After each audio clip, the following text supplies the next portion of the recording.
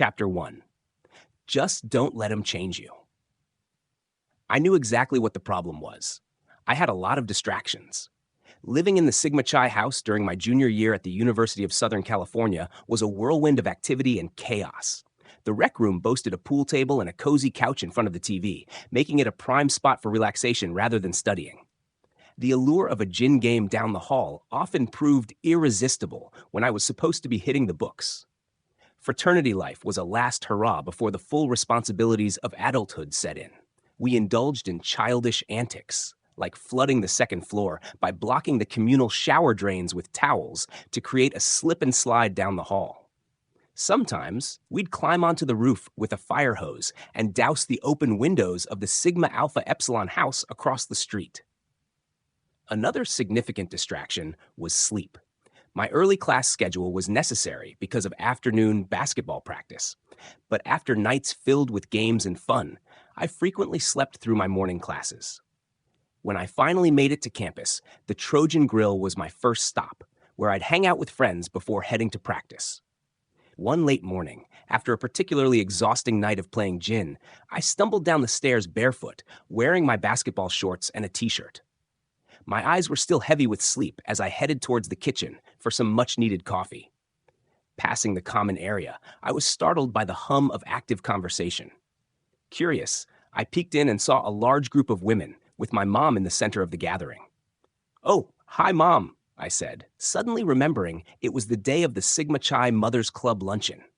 My mom, ever protective and supportive, greeted me warmly. "Oh, this is great," she said. "They've canceled your classes. Why don't you join us?" Caught off guard, I hesitated. Okay. Go upstairs and change, and you can join us in the dining room," she instructed. I hurried away, knowing that my mom understood the situation perfectly. She would never embarrass me in front of others, but she had a way of making her point clear. My siblings, Bob, Dan, and Marty, would all agree that our mom had a unique ability to navigate these moments with grace and subtlety. Despite the distractions, I managed to maintain my balance, juggling the fun of fraternity life with the responsibilities of my academic and athletic commitments. It was a delicate dance, and the lessons learned during those years would stick with me, shaping the way I approached the challenges and opportunities that lay ahead. Chapter 2. In the Program. I was really nervous. No, not the kind of nervous where I didn't think I was nervous. I was really nervous, and I knew it. I was leaving from the Valley, having moved back to my parents' house. It was my first day in the 20th Century Fox New Talent program, and I didn't want to get stuck in freeway traffic. I decided to take one of the canyons. I headed over the hill, as we called it, up Beverly Glen, and my mind was racing. What the hell am I doing? I'm just not ready for this. Maybe I could get sick or have car trouble. I could take another day to get my mind right and get off to a better start. While I was obsessing, big chunks of road would go by without me noticing. But that was okay. I knew where I was going. I just didn't know where I was going. I reached the top of the hill, the intersection of Mulholland Drive. About a half mile to my right was the spot on Mulholland where I went off the 125-foot cliff. Wait, going over a cliff? What's that? Some kind of omen or something? Stop it, Tom. That's really stupid. This is going to happen. Make the most of it. I took a couple of deep breaths and crossed Mulholland and headed down the hill. I remembered what Don had said to me, how lucky I was to be in the Fox Talent program, the last of the old studio system. Really, what's the big deal? The only thing you know for sure is you'll do this for the next 6 months, and you'll get subsidized to be exposed to something you never knew you wanted to be exposed to. How bad could it be? Beverly Glen zigzagged across Sunset Boulevard and continued down to Olympic, where I turned left. I knew all these surface streets by heart. Growing up in the Valley, I was always going to the movies in Westwood and Beverly Hills. I turned right on a side street. I wanted to be on time. On my left, I saw something I'd never known was there. It was the massive studio backlot. The tops of the movie sets were poking up from the greenery. A row of New York City brownstones and other architectural styles created a surreal skyline, a hidden world nestled among the trees. I parked my car and walked towards the entrance, my heart pounding. As I stepped through the gates, I was overwhelmed by the history and the gravity of the place. This was where dreams were made, and now I was a part of it, however small. The first day was a whirlwind of introductions and orientations. I met other young talents, each with their own blend of excitement and anxiety. The instructors and mentors were seasoned professionals, each with a story to tell, each embodying the legacy of the studio system. Despite my initial nerves, the structured environment began to feel oddly comforting. We were all here to learn, to grow, and to make the most of this incredible opportunity.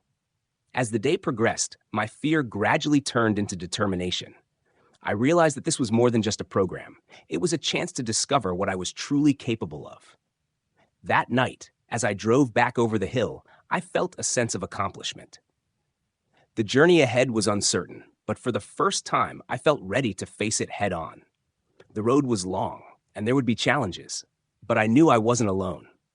I had the support of my family, my peers, and the entire legacy of 20th Century Fox behind me, and with that, I knew I could take on whatever came next.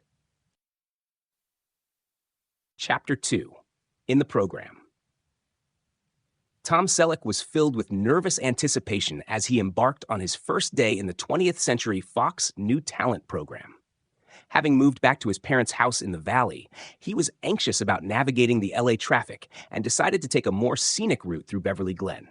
As he drove, doubts plagued his mind, questions about his readiness and whether he might find an excuse to delay his start. These thoughts were interrupted by memories of a past incident where he had gone off a cliff, which he quickly dismissed as irrational omens. Upon reaching the top of Mulholland Drive, Tom took a deep breath and reminded himself of the advice from his friend Don, who had emphasized the unique opportunity he had in joining the last vestige of the old Hollywood studio system. This 6-month program was a chance to be exposed to the entertainment industry in ways he never anticipated, all while receiving financial support. Navigating familiar streets, Tom was struck by the sight of the massive studio backlot, an intricate maze of movie sets that symbolized the dreams and stories crafted within its confines. Parking his car and entering the studio, he was awed by the legacy and the possibilities that lay ahead. The day was a blur of orientations and introductions, as Tom met other young talents and seasoned professionals who would be their mentors. Despite his initial apprehensions, the structured environment and the sense of purpose began to ease his nerves. As the day concluded, Tom felt a shift from fear to determination. The studio, with its rich history, offered a supportive backdrop for him to explore his potential. The journey was just beginning, and he felt ready to embrace it. However, the optimism was short-lived. The studio soon announced the unexpected termination of the talent program. Financial constraints and rising production costs led to the decision, ending the program abruptly. Talents like Kurt, Pam, the Gregorys, and Jack were let go without ceremony. The remaining participants were left to see out their contracts until they expired. In a matter of moments, the 20th Century Fox New Talent Program became another relic of Hollywood's past, leaving Tom and his peers to navigate their futures independently. Despite the disappointment, the experience had instilled in Tom a resilience and a clearer sense of direction, preparing him for the uncertain but promising road ahead. Chapter 1. Just Don't Let 'Em Change You.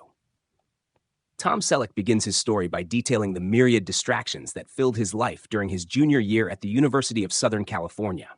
Living in the Sigma Chi fraternity house, he was constantly surrounded by temptations that kept him from his studies.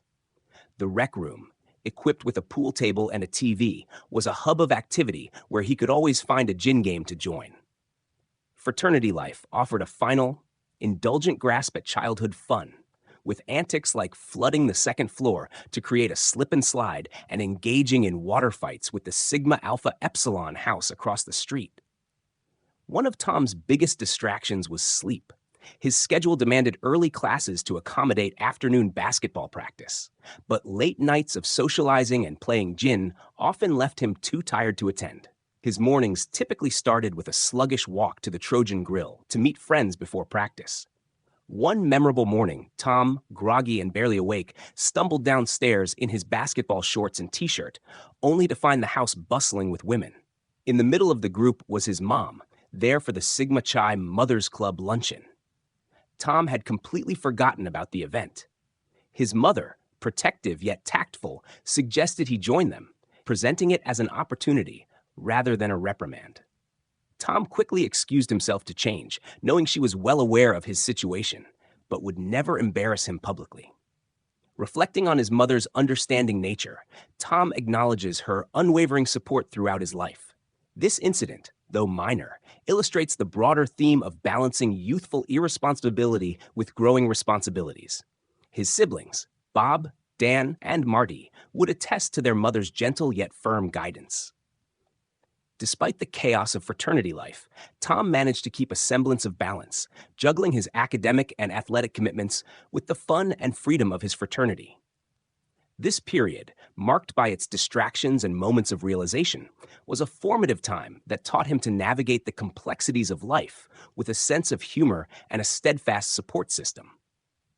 These lessons would prove invaluable as he moved forward into the more challenging and unpredictable world beyond college. Chapter 2. In the Program. Tom Selleck's first day in the 20th Century Fox New Talent program was a mix of excitement and intense nerves. Having moved back to his parents' home in the valley, Tom wanted to avoid the heavy freeway traffic and opted for the more scenic Beverly Glen route. His mind raced with self-doubt and anxiety about his readiness for this significant step in his career. He even entertained thoughts of feigning sickness or car trouble to delay the inevitable. As Tom drove, he was so absorbed in his worries that large segments of the road passed without notice. However, his determination kept him moving forward, especially as he crossed the top of Mulholland Drive, where he had once had a near-fatal accident. Shaking off the ominous memory, Tom reminded himself of his friend Don's encouragement. Don had stressed how fortunate Tom was to be part of the Fox Talent program, the last of its kind from the old studio system era. Navigating familiar surface streets, Tom felt a blend of nostalgia and nervousness. He recalled countless trips to the movies in Westwood and Beverly Hills during his youth. As he approached the studio, the sight of the expansive backlot, with its towering movie sets, filled him with awe and a sense of purpose. Entering the studio, Tom was struck by the historical significance and potential of the place. The day was a whirlwind of introductions and orientations. He met other young talents, each grappling with their own mix of excitement and anxiety. The mentors, seasoned industry veterans, embodied the rich legacy of the studio system, offering both guidance and inspiration. Despite his initial nervousness, the structured environment began to feel reassuring.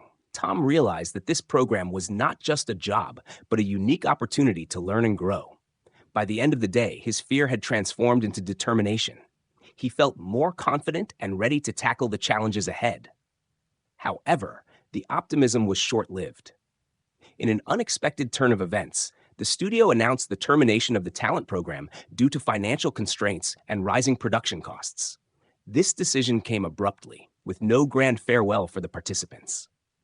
Tom and his peers, including Kurt, Pam, the Gregorys, and Jack, were left to finish their contracts without the program's support. The end of the 20th Century Fox New Talent program marked the closing of a significant chapter in Hollywood history. It left Tom and his fellow talents to navigate their careers independently.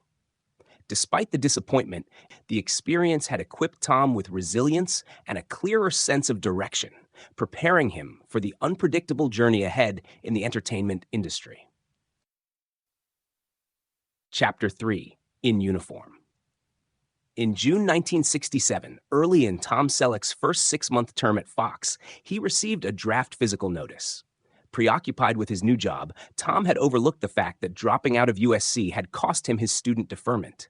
The draft notice meant that if he passed the physical, he had 30 days to either enlist for 3 years, volunteer for the draft for 2 years, or join a reserve unit for 6 years part-time. Tom passed his physical, though the process was anything but pleasant. The most memorable parts included a long wait to urinate in front of numerous fellow attendees and undergoing a mass hemorrhoid check. Despite these indignities, he made it through the process, highlighting the impersonal and mechanical nature of the draft system. Reflecting on the draft, Tom considered the inherent unfairness that allowed college students to defer their service while others, like hardworking tradesmen, could not. Yet, he didn't feel entitled to any special treatment and resolved to find the best way to manage his circumstances without losing his hard-won opportunity at Fox. With the Vietnam War at its peak under President Lyndon Johnson, most reserve units were already at capacity. Tom sought advice from his father, who had been drafted after his first year of college. Understanding Tom's situation, his father decided to use his networking skills and contacted their congressman. Though not a major donor or influential figure, Tom's father was able to leverage his persuasive abilities to get through to the congressman's office. This connection helped Tom secure a position in the reserves, allowing him to continue his career while fulfilling his service obligations. The experience underscored the complexities and personal impacts of the draft, the inequities within the system, and the importance of resourcefulness and support from loved ones in navigating such challenges. Tom's entry into the reserves marked a new chapter in his life, blending his burgeoning acting career with the responsibilities of military service. It was a balancing act that would test his resolve and adaptability, shaping his character and career in profound ways. Chapter 4: Miss West. During Tom Selleck's second year at Fox, he treated himself to a new car, a Fiat 124 Spider, for $3,487. He and his brother Bob rented a quaint two-bedroom cottage in Beverly Glen, an artist community situated between Mulholland and Sunset. Bob, after 3 years in minor league baseball and dealing with a troublesome knee, decided to pivot his career, joining the family business as director of leasing for Savon drugstores. Meanwhile, Tom, having been let go from Fox, found himself at the unemployment office in Hollywood. Tom experienced a profound sense of loss after leaving Fox. He had formed deep connections with his fellow actors, who felt like a family. The camaraderie they shared was akin to the bonds formed in high school, with promises to stay in touch that rarely materialized. Despite the uncertainty, Tom maintained lasting friendships with Sam and Linda. Less than a month after his departure from the Fox program, Tom landed an acting role, ironically with 20th Century Fox. His new job was on a TV Western called Lancer, which aired on CBS. Lancer would later gain fame as the show Leonardo DiCaprio's character works on in Quentin Tarantino's film Once Upon a Time in Hollywood. Tom's episode was titled Death Bait, and he was excited to be featured on a network TV show. However, his role was more modest than initially portrayed. He was the star of the teaser, the opening scene designed to hook the audience. Even then, the main focus of the teaser was James Olsen, a seasoned actor with significant credits, including an appearance in the Academy Award-nominated film Rachel, Rachel. Despite the humble nature of his role, being cast in Lancer was a significant milestone for Tom. It marked his transition from a struggling actor to someone recognized and employed by a major studio. This opportunity, coupled with the enduring support of his friends and family, provided Tom with the resilience and optimism needed to navigate the challenging landscape of Hollywood. The chapter captures Tom's early career struggles, the importance of personal connections, and the small yet pivotal breaks that eventually lead to greater opportunities. Chapter 5: Selling Ecstatically. Tom Selleck's journey took a significant turn when he attended Sal Dano's acting class, initially as a favor to his friend Linda. From the outset, Tom sensed that this class was more than just an obligation. It was an unexpected stroke of good fortune. Sal's irreverent and straightforward approach to acting was refreshing and demystifying. Sal emphasized that the goal of becoming the character without distraction was seldom achievable. Instead, actors should accept errant thoughts, as attempting to suppress them could undermine the entire performance. Sal's teaching resonated with Tom, who had previously struggled with self-criticism and the pursuit of perfection. Sal's philosophy allowed Tom to embrace his imperfections and focus on delivering a good performance, rather than an unattainable perfect one. Sal's gift as a teacher was apparent to Tom, who immediately knew he would return to his classes. This new perspective on acting provided Tom with a sense of liberation and the potential for growth in his craft. Meanwhile, Tom had returned home from college and started at Fox, insisting on paying rent to his parents, a lesson in responsibility he had learned from them. After his tenure at Fox, managing his finances became a crucial aspect of his life. He had to cover rent for the place he shared with his brother Bob, food, union dues, car payments, and now acting classes. Tom was committed to being financially independent and had been doing so for over 2 years. The Hollywood branch of the unemployment office was a unique and enlightening experience. Tom had a specific time slot for his visits, which involved waiting in long lines alongside a diverse array of actors, some successful, some not, and some he had previously worked with. This environment allowed him to make new connections and understand the varying trajectories within the acting community. Despite the challenges, Tom remained dedicated to his craft and his financial responsibilities. Sal Dano's teachings provided him with a new framework for understanding and approaching his work, contributing significantly to his development as an actor. This chapter highlighted Tom's resilience, adaptability, and the importance of mentorship in his journey through the unpredictable world of Hollywood. Chapter 6: Laying Bricks. Persistence was the cornerstone of Tom Selleck's approach during what he referred to as his decade of learning. Embracing Calvin Coolidge's mantra that persistence and determination are omnipotent, Tom navigated the challenging landscape of Hollywood with unwavering tenacity. He discovered that actors are perpetual learners, a concept he relished.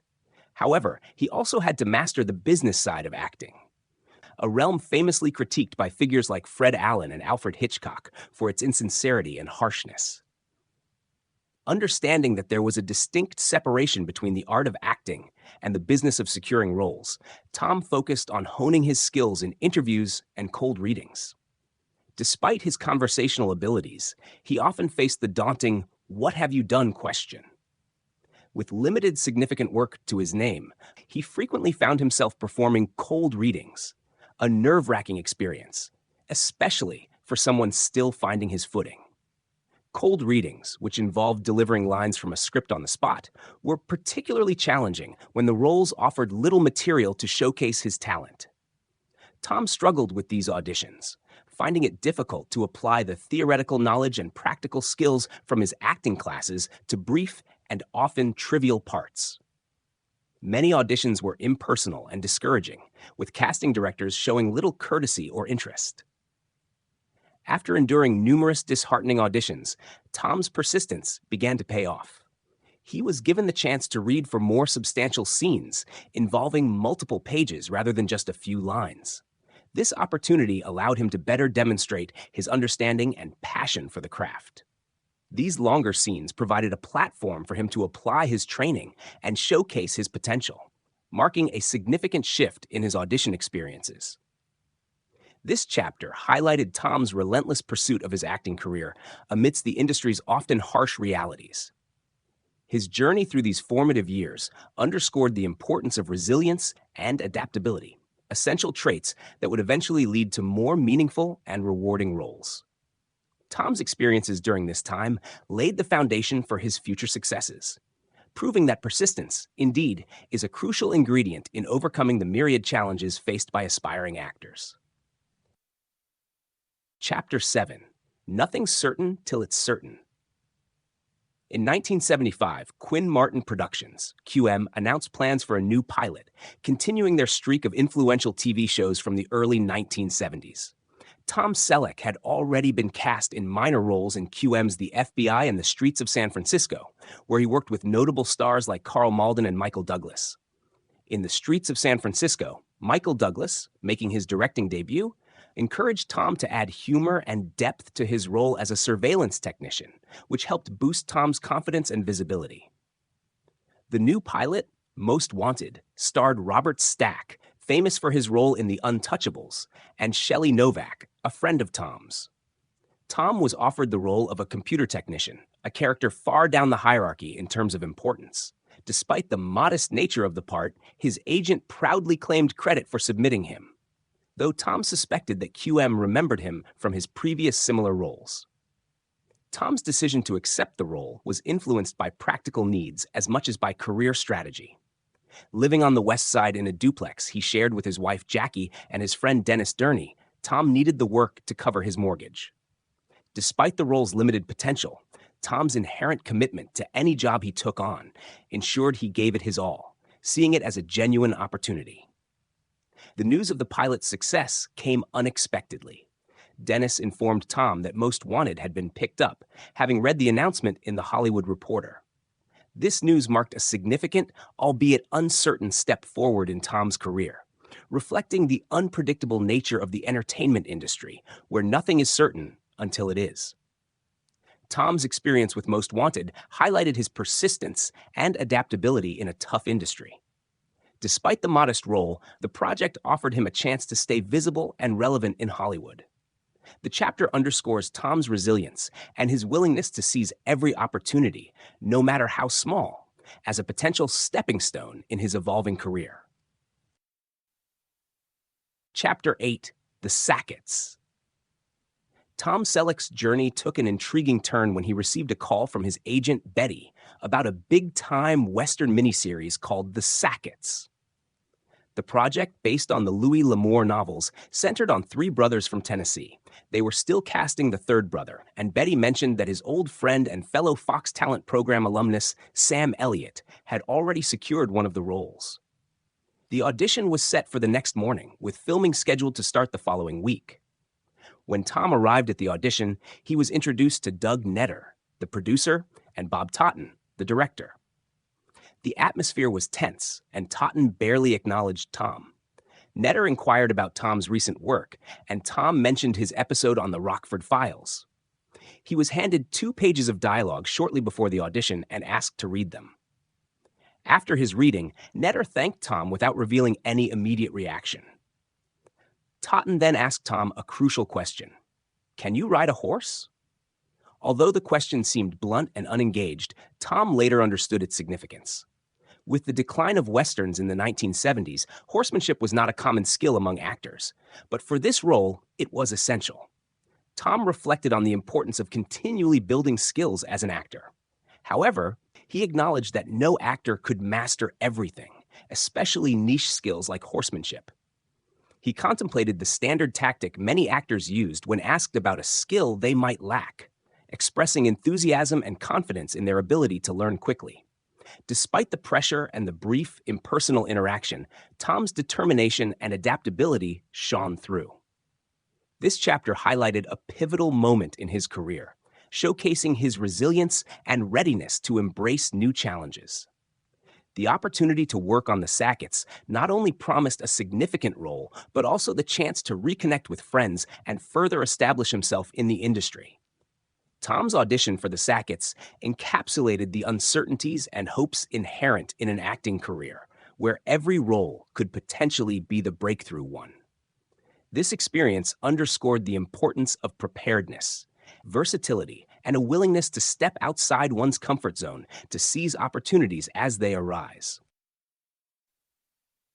Chapter 9: Don't know where I'm going, but there's no use being late.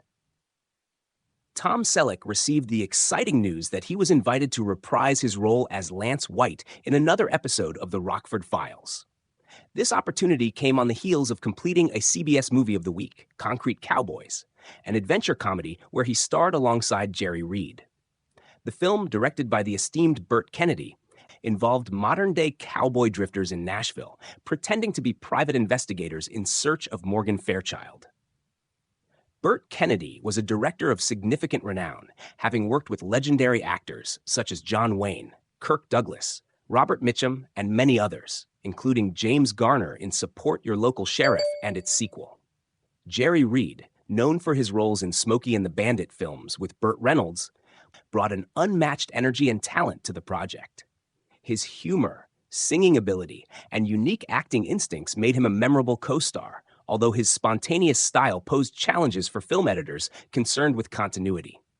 Morgan Fairchild, a highly trained and stunning actress whose career was on the rise, balanced the dynamic between Tom and Jerry. Her presence and professionalism contributed significantly to the film, and she and Tom developed a friendship with hopes of future collaborations. A poignant moment during the filming of Concrete Cowboys occurred on the day John Wayne died. The crew was preparing for an extensive bar fight scene, a significant endeavor on a TV budget.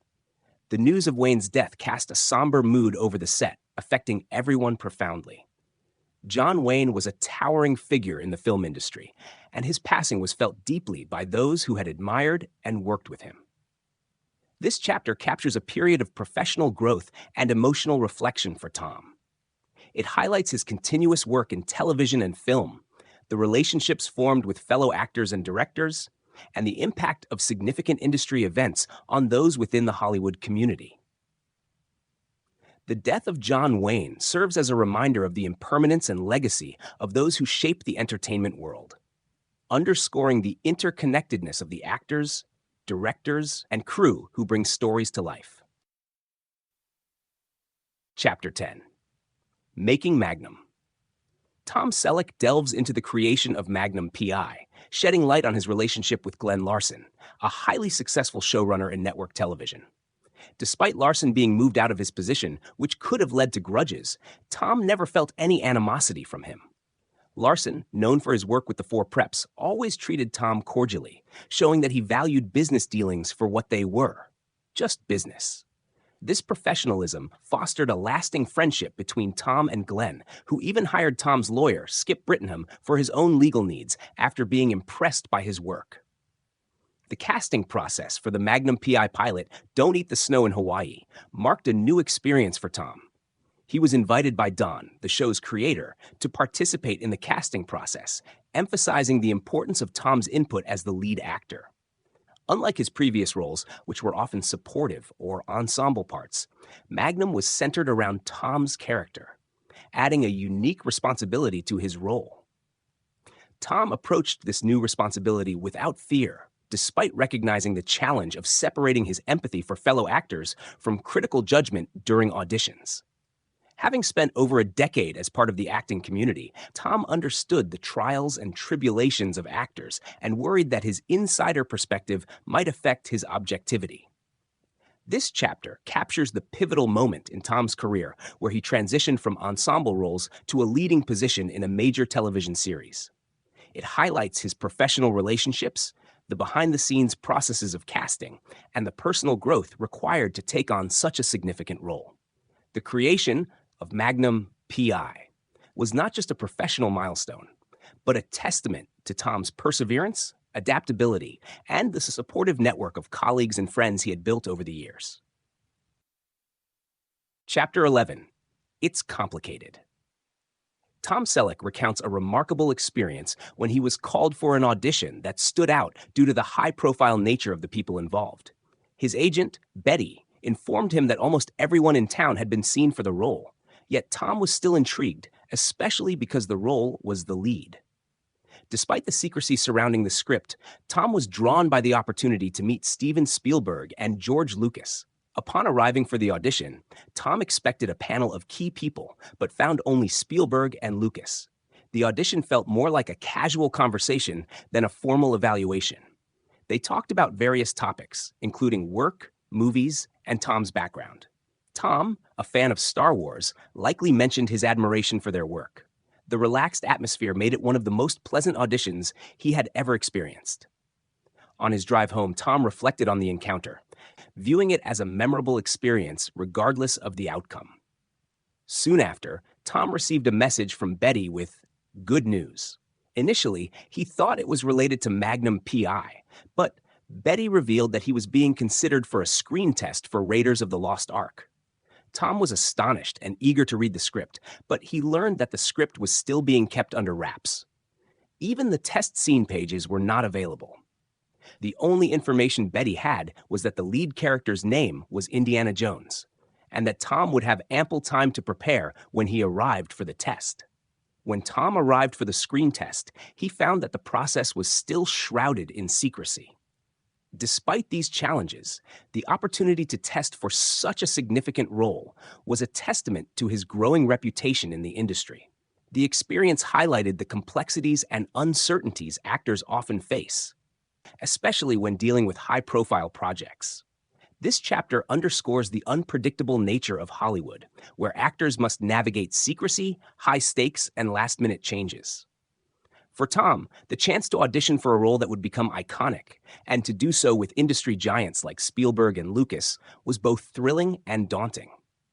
It also reflects Tom's resilience and adaptability in an industry where success often hinges on such unpredictable moments.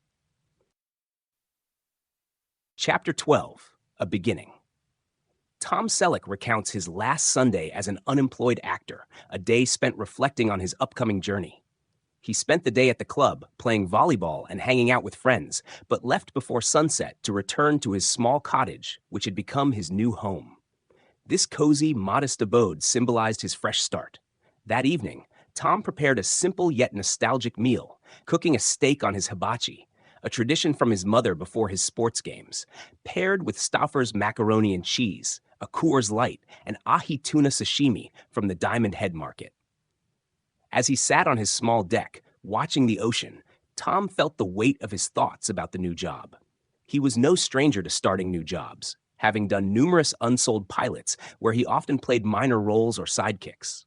However, this was different. For the first time, he was being paid to play the lead in a network television series. The significance of this role was not lost on him as he gazed out at the vast Pacific Ocean, appreciating the beauty and the opportunity before him. Tom reflected on advice from Jack Lord and his mentor, James Garner, about the importance of leadership on set. Both had emphasized making the crew feel like a family, a responsibility Tom took to heart. Garner, in particular, had been a significant influence, teaching Tom the importance of creating a positive, supportive atmosphere on set. Tom recalled the discomfort of working on tense sets and vowed to ensure his show would be different, fostering a collaborative and comfortable environment. As Tom lay in bed that night, staring at the ceiling with the windows open to the ocean breeze, he was acutely aware of the expectations and responsibilities that came with being the lead actor. Sleep was elusive, as thoughts about the future and the challenges ahead swirled in his mind. He recognized the necessity of stepping up and proving himself worthy of the opportunity, embodying the leadership and dedication needed to make the show a success. This chapter encapsulates the pivotal moment before Tom embarked on his defining role in Magnum P.I., capturing his mix of nostalgia, reflection, and determination. It highlights his journey from smaller roles to leading a major television series, emphasizing the lessons learned from mentors and the commitment required to succeed. The serene yet contemplative setting underscores the calm before the storm, as Tom prepared to step into a new phase of his career with resolve and gratitude. Chapter 13, Finding the Groove. The first season of Magnum P.I. was a resounding success, attracting nearly 17 million viewers despite its shortened run. The New York Times recognized the show, alongside ABC's Too Close for Comfort, as one of the most successful new series of the 1980 to 81 season. This success was deeply appreciated by Tom Selleck, who viewed it with immense gratitude. Tom reflects on the notion that there's always another goal to pursue, even after achieving significant milestones. He realized that while many episodes followed a formula where Magnum was hired by women to solve cases, this approach risked limiting the show's potential. One standout episode hinted at Magnum's past in Vietnam, a theme initially explored in the pilot. This episode, written by Roger, suggested a deeper narrative that could be further developed. Tom frequently advised the writers that Magnum should evolve by learning from his experiences, embodying a character with flaws that audiences could relate to and root for. This perspective was contrary to the standard television formula, where characters remained static while their situations changed. Tom felt strongly that the show's appeal lay in its characters' depth and development, and he believed viewers stayed because they connected with the main characters' inner lives. This belief was shared by the show's creator, Don Belisario. When Tom received the script for the 5th episode of the season, titled Memories Are Forever, he was excited by its potential. This special 2-hour episode was set to break new ground. In the episode, Magnum is seen in a cafe, reluctantly taking pictures of a couple as part of a divorce case. However, he becomes intrigued by an elegant sailing vessel and its occupants, suggesting a shift towards more complex storytelling. The script indicated a significant development in the show's narrative approach, moving beyond simple case of the week plots to explore the characters' backstories and personal growth. This shift promised to deepen the audience's connection to the characters and enhance the show's overall impact. Tom's insights and the collaborative efforts of the creative team played a crucial role in steering Magnum P.I. towards a more nuanced and engaging direction. The success of the first season and the promise of richer storytelling in subsequent episodes marked an exciting evolution for the series, solidifying its place in television history. Chapter 14, In the Groove. Returning to Hawaii, Tom Selleck found cause for celebration. Magnum P.I. had received an Emmy nomination for Outstanding Drama Series for the 1981-82 season, standing alongside shows like Hill Street Blues, Lou Grant, Fame, and Dynasty. To Tom's surprise, he was also nominated for Best Actor. This recognition was unexpected, especially for an action-adventure series infused with humor. Tom acknowledged his growing competence as an actor, driven by the compelling journey of continuous improvement. Tom understood that making a leading role appear effortless was crucial. The goal was for the audience to feel that the actor was simply being himself, even though significant effort went into the performance. The validation from his peers, acknowledging his skill, was deeply meaningful. The nomination placed Tom among esteemed actors such as Ed Asner, Daniel J. Travanti, John Forsythe, and most notably, his mentor James Garner. The recognition was overwhelming and fortifying, highlighting how far he had come. When selecting an episode for Emmy consideration, Tom chose Memories Are Forever, a standout episode co-created with Don Belisario. This episode served as their secret weapon, showcasing the depth and quality of the series. The Emmy nominations were a testament to the hard work and obstacles overcome, marking a significant milestone in their journey. Don's script for the 2-hour third season premiere further cemented their success, with Tom recognizing it as a home run. The premiere episode, Did You See the Sunrise?, delved deeply into the pasts of Magnum and TC, enriching the narrative with personal history and emotional depth. This exploration not only added layers to the characters, but also elevated the storytelling, demonstrating the show's evolution and the creator's commitment to pushing boundaries.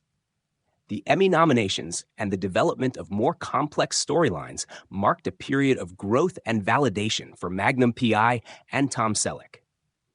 This chapter encapsulates the joy of recognition, the ongoing pursuit of excellence, and the deepening of a television series that had become a significant part of the cultural landscape. Tom's reflections reveal the intricate balance between effort and ease in acting, and the profound impact of being acknowledged by one's peers in the industry.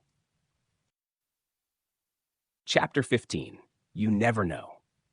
Tom Selleck describes a particularly exhilarating week on a movie set, fueled by the excitement of a personal secret he was keeping and the opportunity to celebrate a long-held wish. While working on the film High Road to China in London, Tom's makeup artist and neighbor, Lon Bentley, joined him for a night out to see the acclaimed musical Cats. Tom had heard glowing recommendations about the show from his friend John Hillerman, and he was eager to experience it firsthand. With the help of his castmate, Brian Blessed, who was now performing in Cats, Tom secured house seats despite the show being sold out. The performance at the New London Theatre surpassed Tom's expectations. Staged in the round, the show brought the audience into the world of the Cats, who interacted with the viewers from the aisles, each in distinctive costumes and makeup that masked their human features. This immersive experience allowed Tom to suspend disbelief and fully engage with the characters and their journey. Unlike traditional musicals where specific roles are assigned for acting, singing, and dancing, Cats showcased performers who excelled in all three disciplines, creating a dynamic and constantly moving spectacle. A highlight of the show was the song Memory, but Tom was equally impressed by the athleticism and charm of the number Mungo Jerry and Rumpleteazer. The duo performed intricate acrobatics and dance routines while singing, maintaining their characters throughout. This dedication to character resonated with Tom, who appreciated the time and effort it took for the performers to prepare and develop their roles. After the show, Tom and Lon visited Brian Blessed in his dressing room, where they reminisced about their time on High Road to China. Brian, who played Old Deuteronomy in Cats, shared stories with a larger-than-life presence, captivating Tom and Lon with his passion for mountain climbing. Brian's ultimate goal was to scale Everest, a dream he spoke of with reverence and excitement. Hoping to meet the rest of the cast and express his admiration for their work, Tom found the theater empty by the time they left the dressing room. Despite this, the night was a resounding success.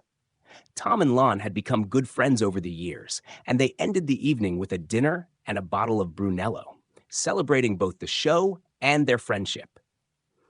Tom's reflections on this experience highlight the joy of spontaneous celebrations and the unexpected moments that enrich life. The chapter encapsulates the thrill of live performance, the importance of friendship, and the serendipitous nature of memorable experiences.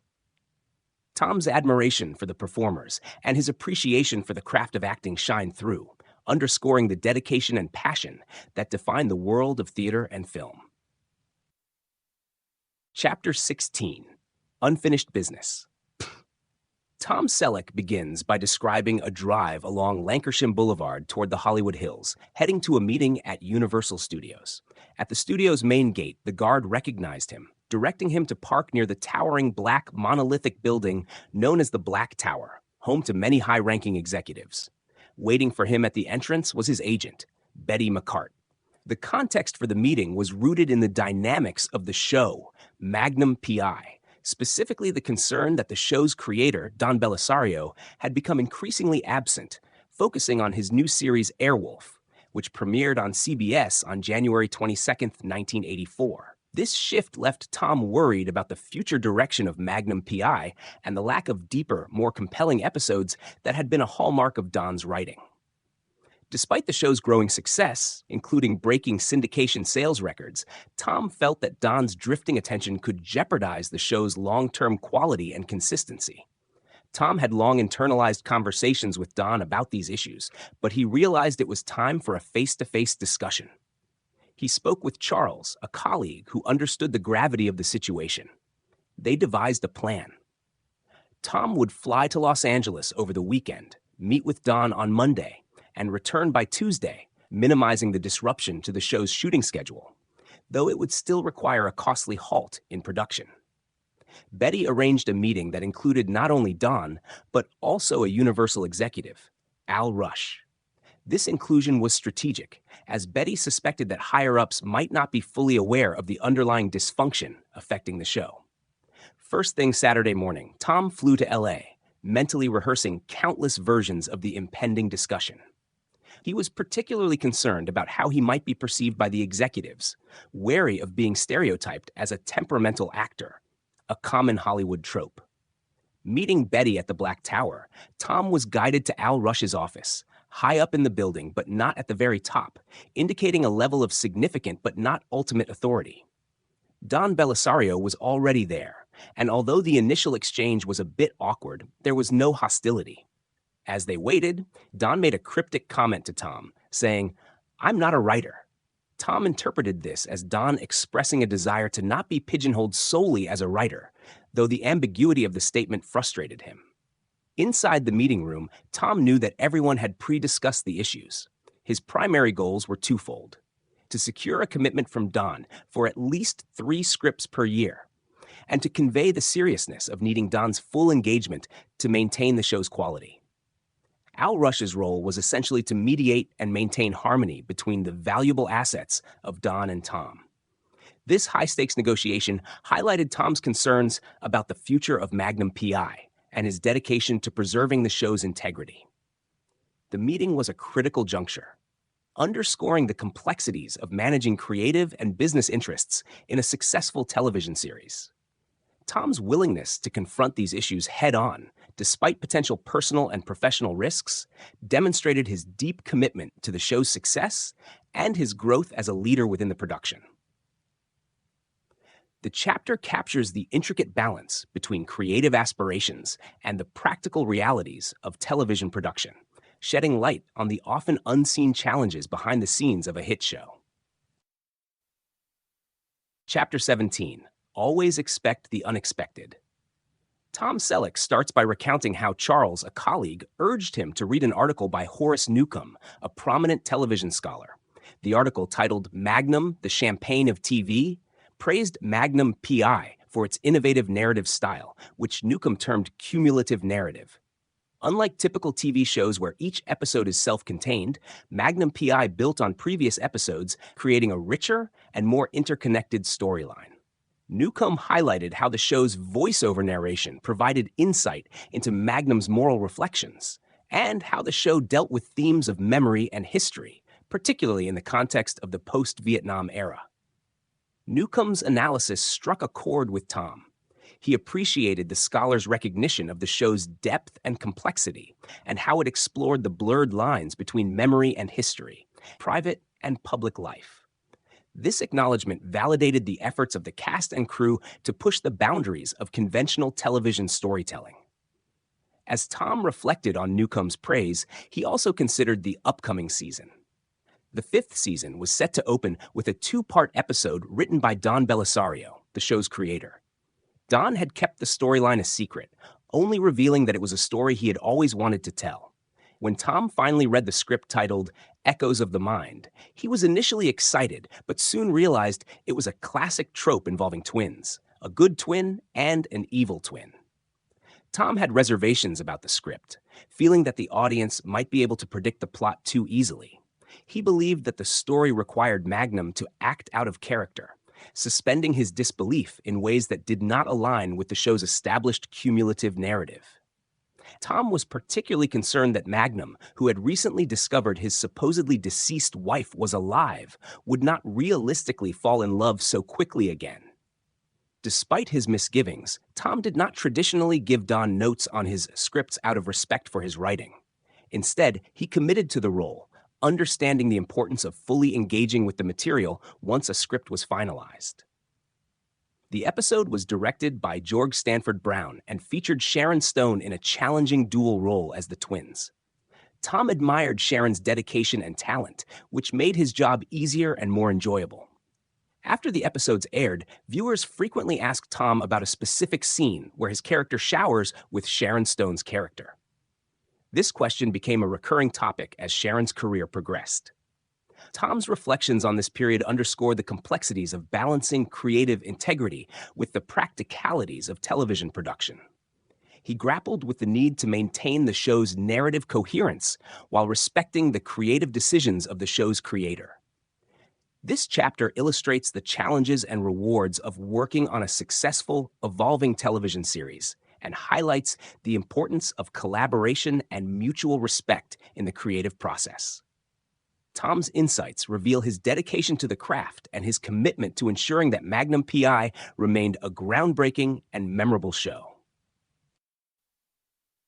Chapter 18. Rebuilding Our House.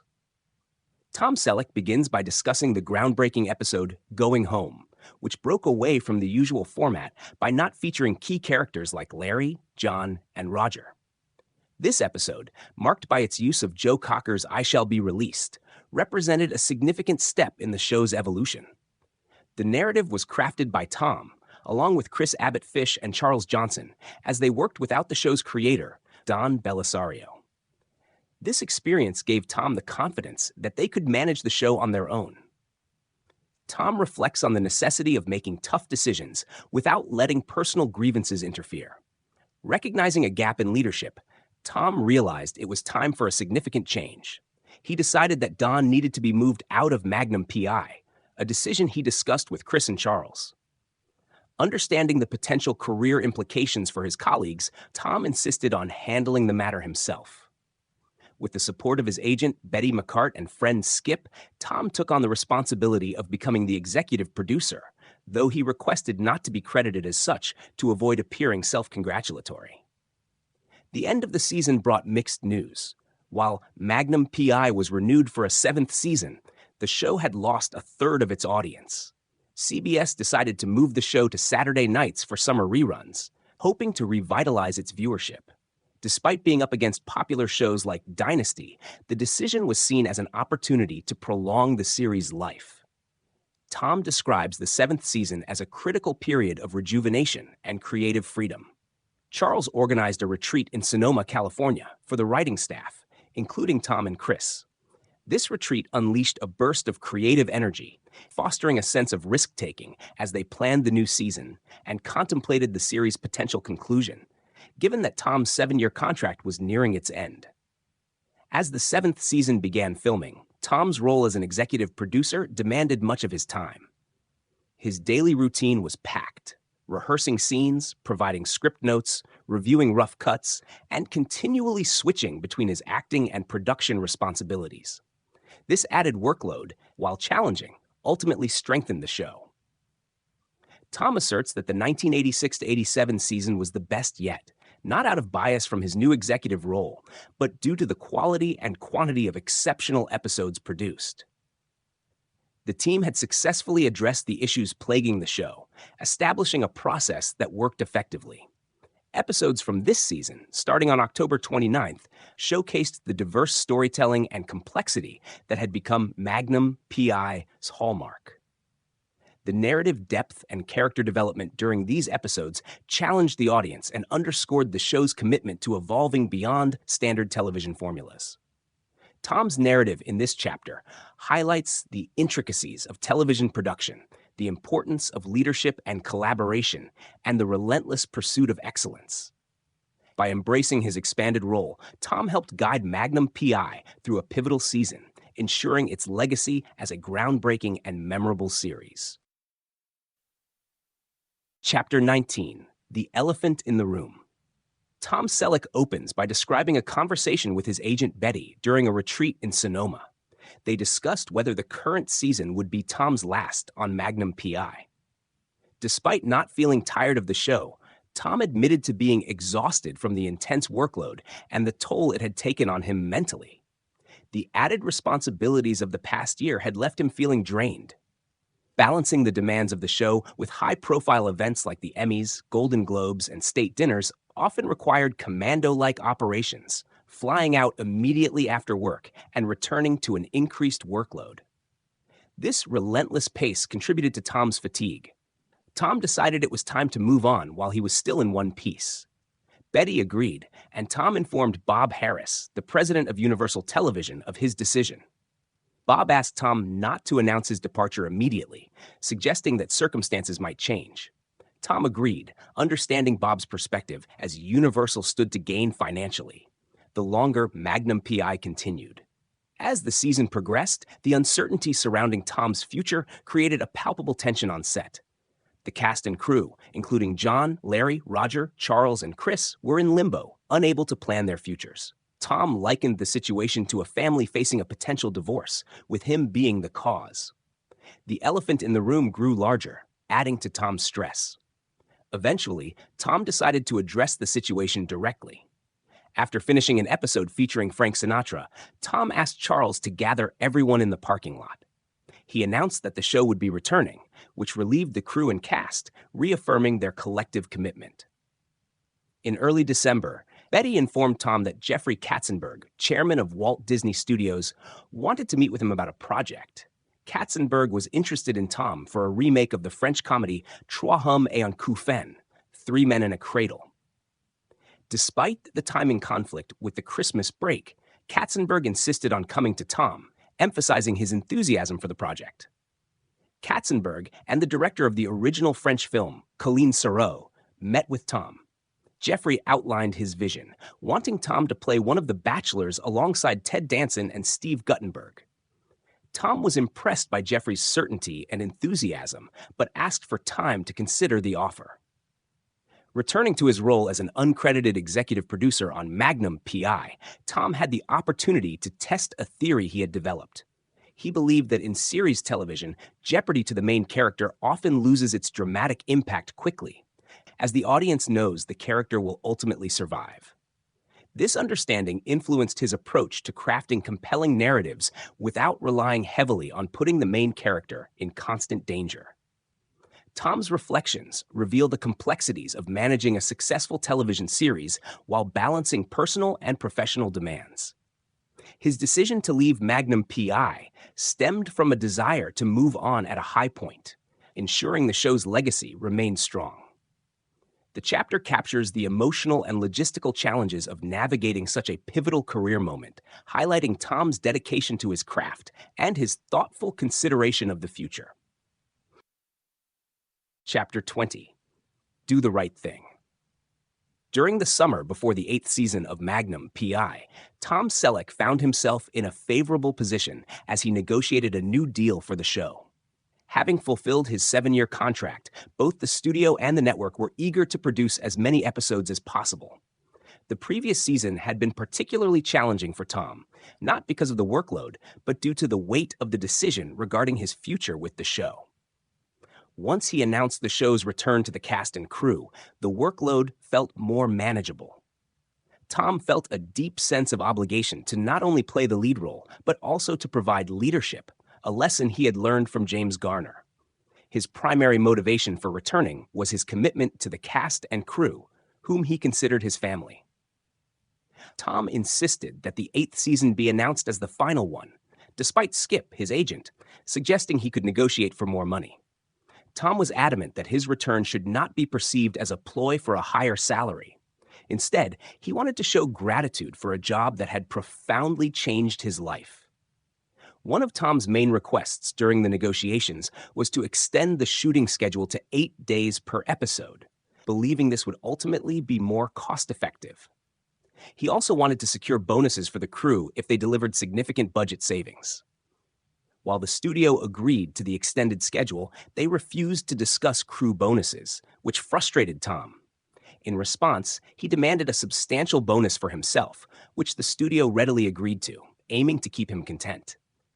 In addition to his immediate concerns, Tom sought to secure a future for himself, Charles Johnson, and Chris Abbott Fish by establishing a production company with pilot commitments at the studio. This request was easily granted, allowing them to look beyond Magnum P.I. That summer, Tom was busy planning the 8th season, shooting a movie, getting married, and managing promotional activities for 3 Men and a Baby. The season premiere, Infinity and Jelly Donuts, aired on October 7, 1987. The network pressured the team to have as many episodes ready as possible for the November sweeps, a crucial period for ratings and advertising. Tom embraced the demanding schedule, driven by a mantra from his basketball coach: "You have to play through fatigue." He believed that no excuses could be made for poor performance, even if he was burned out. During the filming of the 6th episode, The Love That Lies, Tom enjoyed the exceptional performances of the cast, but he couldn't shake off a lingering sense of fatigue. Despite his commitment to deliver 22 episodes, Tom had only promised 13, prioritizing quality over quantity. He wanted the final episodes, particularly the series finale, to be the best. The upcoming episodes included guest appearances by Carol Burnett and a deep dive into the show's cumulative narrative with Unfinished Business, where Magnum learns of the assassination of his wife and daughter. Another notable episode, Legend of the Lost Art, was an homage to Raiders of the Lost Ark. As fatigue set in, Tom realized the importance of preserving his energy for the final episodes. He aimed to ensure the series concluded with a strong finish, encapsulated in the final episode titled Resolutions. On January 13, 1988, the episode featuring Carol Burnett, A Girl Named Sue, aired to the highest ratings of the season, reflecting the show's enduring appeal. Tom's reflections on this period highlight the complexities of balancing professional commitments, personal fatigue, and the desire to leave a lasting legacy with a show that had become a significant part of television history. His dedication to doing the right thing for his cast, crew, and audience underscores the leadership and integrity that defined his approach to the final season of Magnum P.I. Epilogue of Milestone and Memory. Tom Selleck begins the epilogue by reflecting on his love for acting and how a fortunate twist of fate led him to a career that he is passionate about. He recounts his morning routine at his ranch, a place he could afford thanks to Magnum P.I, where he enjoys coffee while reading the Wall Street Journal and the New York Post. Tom's wife, Jilly, joins him soon with their dogs and checks on her sanctuary for local wildlife, while their daughter, Hannah, an accomplished equestrian, is away competing internationally. Tom takes a ride on his ATV around the ranch, visiting various spots that hold cherished memories, including a barn given to Hannah by his friend Wilford Brimley. These moments serve as a prelude to his thoughts about returning to work on Blue Bloods after a 5-month industry shutdown due to a Writers Guild and Screen Actors Guild strike. Reflecting on a similar strike that affected Magnum P.I, Tom shares his views on the significant financial impact these strikes have on the industry and the importance of both sides negotiating in good faith. Blue Bloods has become a second family for Tom, much like the cast and crew of Magnum P.I. He appreciates the camaraderie and the show's continued success, noting that it has surpassed Magnum P.I. in the number of episodes produced. Tom attributes the success to a combination of good fortune, talent, hard work, and starting with a strong idea, recalling his early experiences on Blue Bloods and how initial doubts were proven wrong by the show's enduring popularity. Tom shares his initial meeting with Leonard Goldberg for the series initially titled Reagan's Law, later known as Blue Bloods. He appreciated the character-driven nature of the script and particularly the family dinner scenes, which Leonard insisted on keeping despite potential network pushback. Leonard's vision was inspired by a Norman Rockwell painting depicting a family at Thanksgiving, which he translated into a show about an Irish family of New York cops. The pilot for Blue Bloods was shot mostly in Toronto for budget reasons, with exteriors in New York. Tom recalls the compressed schedule, which left little time for character development or table reads. Meeting Donnie Wahlberg, Len Cariou, Amy Carlson, and the Tarasiano brothers for the first time, he recounts the chaotic yet exhilarating process of bringing the Reagan family to life. On the first day of shooting, Tom reflects on the challenges and the excitement of starting a new project under tight constraints. Despite these hurdles, the strong foundation laid by Leonard Goldberg's vision and the dedication of the cast and crew have made Blue Bloods a success. The epilogue encapsulates Tom's gratitude for his career, the relationships built along the way, and the importance of taking risks and embracing new opportunities. His reflections underscore the significance of perseverance, collaboration, and maintaining a strong connection to one's roots, both personally and professionally.